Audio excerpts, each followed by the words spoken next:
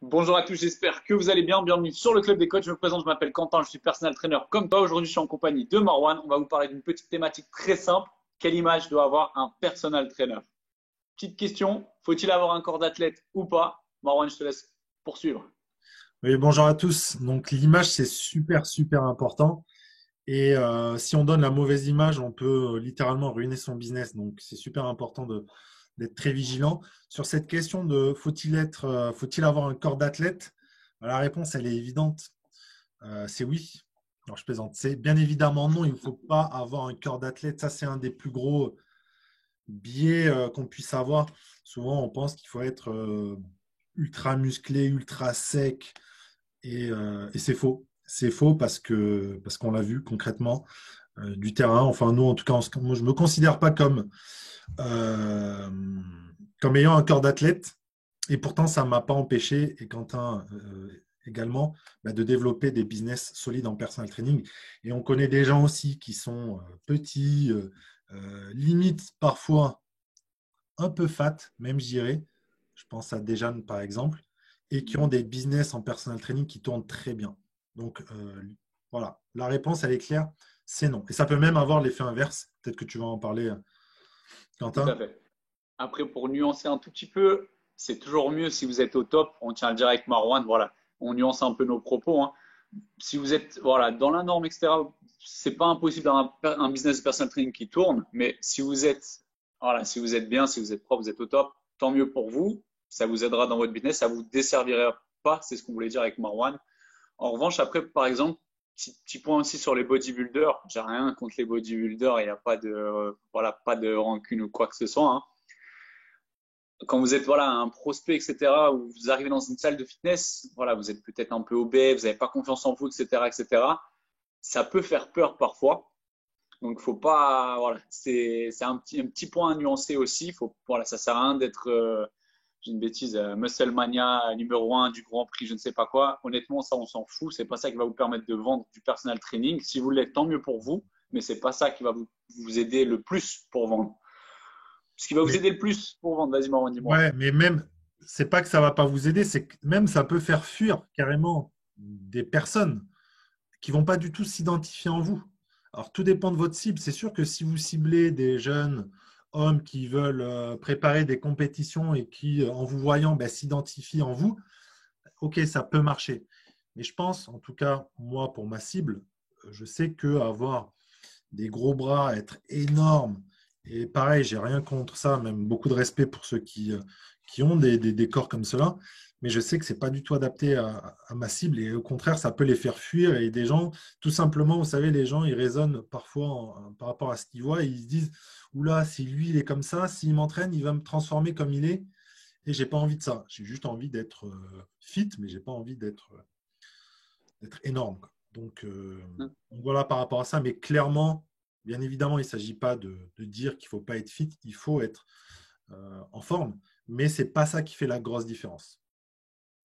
Petite anecdote, rien à voir, hein. Je me souviens quand j'ai commencé ma carrière dans le fitness, il y a de ça, voilà, 7-8 ans, j'étais à l'Orange Bleu et j'ai un client qui m'avait dit, voilà, je veux être comme toi, ni plus ni moins. À l'époque, je l'avais mal pris. Je voulais dire quoi? Je voulais être une personne lambda, en fait. Je voulais être, voilà. Et au final, à l'époque, je l'avais mal pris, alors je n'aurais pas dû. Parce qu'au final, il voulait juste être, voilà, en santé, il voulait être fit, il voulait être comme monsieur tout le monde, entre guillemets. Et puis voilà, c'est un peu ce que vous devez être, un peu passe-partout, un peu comme un caméléon. Vous ne devez pas faire peur, vous ne devez pas, vous devez pas faire peur aux clients, c'est juste simple. Même je dis pas que voilà telle ou telle personne va faire peur à cause de son physique, hein, on n'en est pas là, hein. Même si vous arrivez, vous êtes tout petit, vous n'êtes pas beau, vous n'allez pas faire peur pour autant, hein. Vous pouvez peut-être avoir un succès fou en personal training, mais on s'égare, on va recentrer un peu le sujet au niveau professionnel. Quand on vous dit d'être professionnel, donc ça passe par des petits détails, hein. On va appeler ça verbal, non verbal. L'intonation, lorsque vous vous exprimez, vous parlez avec quelqu'un, voilà, ça sert à rien de crier. Nous, on avait Ross, c'est comme ça que s'appelait le russe. Mhm. Il était dans la salle de fitness, il criait, il hurlait presque. Les autres clients, on le voit, tout le monde le voit. Donc, c'est des choses qu'il faut faire attention, il faut vraiment bien Pendant ces trainings. s'exprimer. Pardon? Pendant ces trainings. Ouais, ouais, c'est Ouais. juste. Ouais, ouais, ouais. Ouais, c'était un grand malade, hein, quand même. Lui, il gueulait pendant ses trainings, lorsqu'il s'entraînait tout seul, il gueulait, et il était incroyable. Effectivement, il faisait peur à beaucoup de gens. Pareil, pas bégayer, avoir confiance en soi et ses propos, c'est tout bête, ça vous paraît logique, hein, mais combien de fois, même moi quand j'ai commencé au début, quand j'y repense, je me dis comment je pensais pouvoir vendre en m'exprimant de la sorte. Il faut vraiment que vous soyez carré, que vous soyez pro sur ça aussi. Il faut que vous dégagiez quelque chose. Voilà, il faut que la personne, lorsqu'elle s'exprime avec vous, qu'elle parle avec vous, se dise, ouais, celui-là, il a quelque chose en plus, j'ai envie de travailler avec lui. C'est lui que je veux si je dois m'entraîner avec quelqu'un. Au niveau du non-verbal, Marwan, je te laisse développer, sauf si tu as d'autres choses à ajouter en verbal. Non, verbal, c'est exactement ça. C'est la voix, l'intonation, la façon dont vous exprimez. Il faut que ça soit clair. Et au-delà de la forme, il y a aussi le fond. Il faut que votre discours il soit simple, il soit compréhensible par le prospect, par le client, pas rentrer dans des discours parfois techniques. On veut parfois un peu, tu sais, Quentin, Ouais. embrouiller le client, lui montrer un peu notre expertise en utilisant des mots complexes, etc. On peut en utiliser à petite dose, mais pas trop. Parce que les gens, ça les énerve, comme nous, quand ça nous énerve, qu'on va aller acheter une télé et que ce que vous voulez, c'est acheter une télé et que le mec il vous baratine de mots compliqués. Il faut rester sobre. Et plus c'est simple, plus c'est efficace par rapport à la Tout à forme. fait. Mm. Après, oui, donc tu disais pour le non-verbal. Ouais, tout à fait, le non-verbal. Non-verbal, c'est ce qui fait, ce qui est le plus important. J'ai plus les chiffres, je sais plus.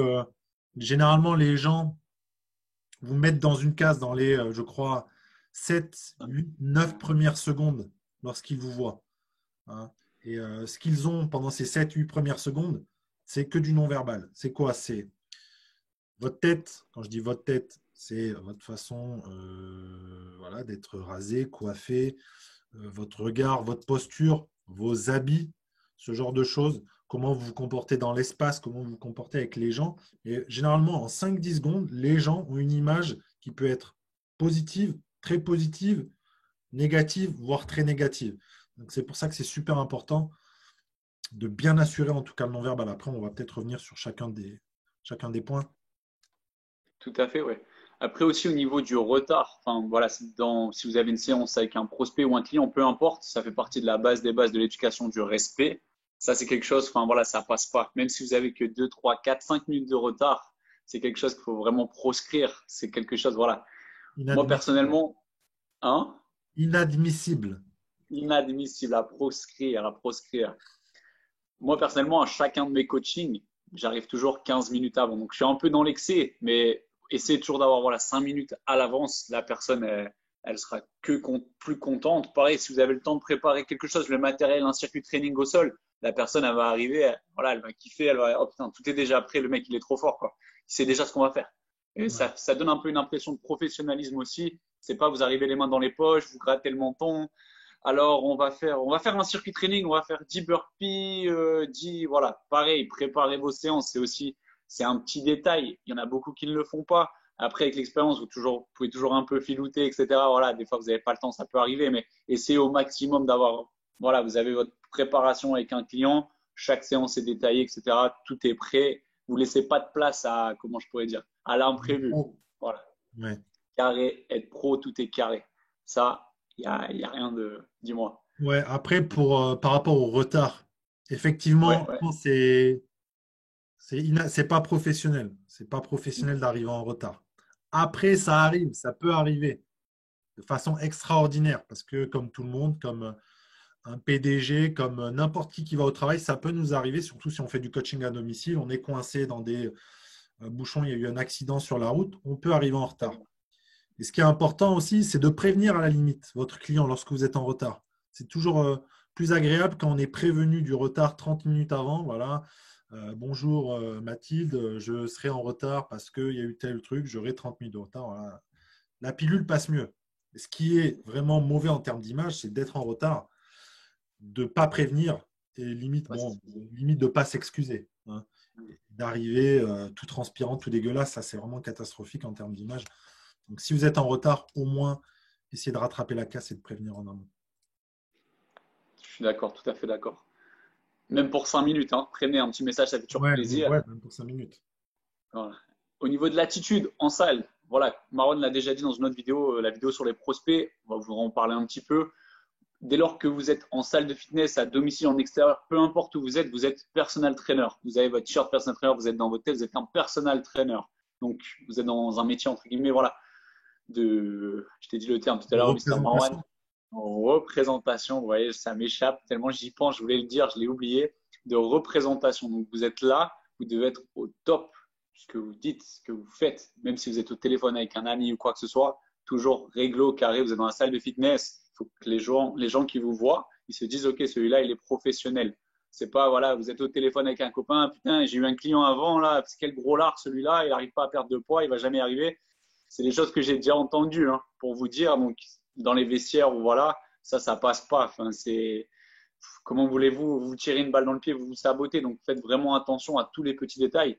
Pareil, enfin, vous êtes là, le mec qui ramène un McDo, il mange son McDo dans le fitness. On extrapole, on va loin, mais pour présenter un métier où voilà, vous êtes la forme, essayez entre guillemets voilà, de faire un minimum, même si c'est un Tupperware ou quoi que ce soit, quelque chose qui soit à peu près clean, propre, jet. Enfin, voilà, c'est des petits détails, mais quand vous avez mis tout ça bout à bout, au final, ça fait, voilà, vous dégagez une attitude professionnelle. Ouais. Par rapport à là, Quentin, tu parlais de téléphone. Ça, c'est Ouais. un des gros ennemis et surtout à surtout pas faire d'utiliser votre téléphone pendant vos trainings. Hein, on en voit pendant que le client, même s'il fait du cardio, vous êtes à côté, même si pendant qu'il fait ses squats ou ses pompes, on l'a peut-être un peu fait aussi, de manière limitée, mais surtout ne le faites pas. Moi, j'ai vu des coachs qui abusaient sur les téléphones, qui sortent le téléphone en scred et qui checkent les messages, les WhatsApp toutes les 5-10 minutes. Si le client, au pire, il ne le voit pas, déjà, vous avez de la chance. Les autres personnes dans la salle le voient et ça ne leur donnera pas envie de bosser avec vous. Donc, le téléphone, honnêtement, vous le rangez. Même pour utiliser un chrono, utiliser une montre. Mais le téléphone, honnêtement, ça ne donne pas une bonne image. Voilà. Surtout en personal training, voilà, les gens ils payent un prix 50, 60, 80, 100 euros de l'heure. Il faut être à 110% avec eux. Donc évitez de sortir les téléphones. J'irais même encore plus loin, vas-y Marwan. Non, Au je niveau repense de... à un autre truc par rapport au SAP. Tu parlais tout à l'heure des vêtements. Ouais. Honnêtement, malheureusement ou heureusement, les gens jugent beaucoup par l'apparence. Et on disait, voilà, dans les premières secondes, ils vont juger sur ce que vous êtes, comment vous êtes habillé. Si vous avez du budget, mettez le paquet dans les SAP. N'arrivez pas avec des trucs pas pro. Euh, Franchement, je veux pas dire qu'il faut s'équiper de la tête au. Enfin, quoi que si. Franchement, mettez des Polo Nike de qualité ou du Adidas, peu importe la marque. Mais investissez en vous parce que c'est en vous, c'est de la représentation. Euh, voilà, les gens vont vous voir, vous allez représenter quelque chose. En plus, vous associez la marque que tout le monde connaît, Nike par exemple. Moi, je me sapais que du Nike.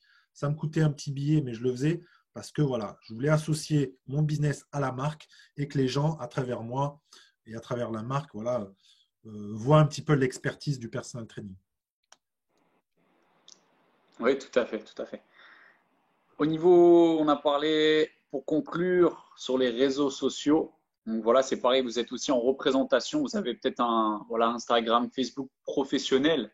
C'est pareil, on ne met pas tout et n'importe quoi. On n'est pas là, voilà. Il faut vraiment faire attention à ce que vous mettez. Ça peut aussi bien vous servir que vous desservir. Donc c'est bien pour choper du client, du prospect. Donc il faut faire attention à ce que vous y mettez. Il faut y mettre voilà ça peut être du contenu de qualité qui va aider votre communauté. Ça peut être des photos professionnelles, vous êtes en train de faire des gestes sportifs, vous expliquez, peu importe, c'est des choses qui peuvent se faire, mais faites attention à ne pas jouer un rôle, à ne pas être quelqu'un que vous n'êtes pas dans la vraie vie. Soyez transparent, aussi bien soyez transparent en salle de fitness, à domicile, sur vos réseaux sociaux, soyez la même personne.